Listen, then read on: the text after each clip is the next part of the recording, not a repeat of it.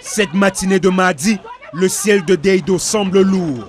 Lourd de douleur pour Mirabel Ngombo, la mère de Dolva Bendaka.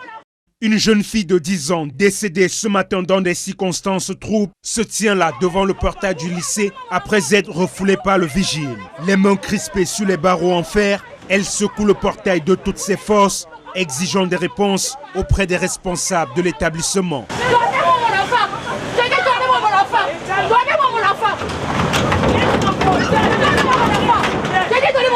Plus tard, elle sera admise dans l'enceinte de l'école et les langues se délient sur les circonstances exactes du décès de Dorval. Sa camarade de classe témoigne. En tant que fait sport, elle tant que se balancer, il y avait beaucoup de gens qui tant que jouaient sur le poteau là.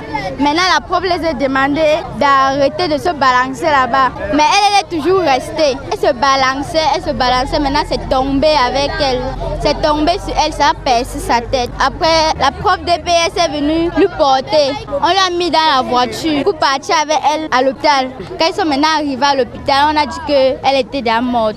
On est maintenant venu nous annoncer ça en classe.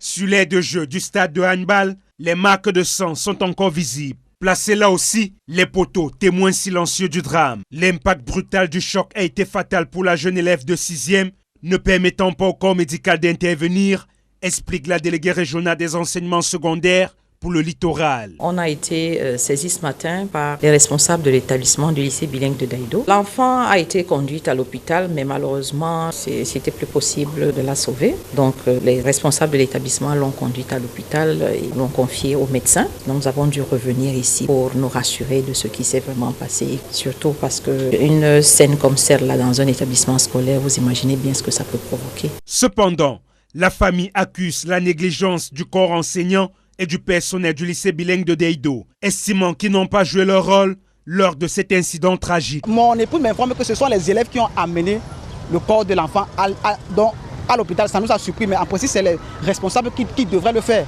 Et apparemment, c'était là, mais ils n'ont rien dit, selon ce que j'ai compris. Ce qui fait donc que la famille a exigé que le proviseur doit venir nous dire ce qui s'est passé pour que l'enfant soit parti. On refusait donc de l'ouvrir et qu'elle a donc fait ce petit boucan.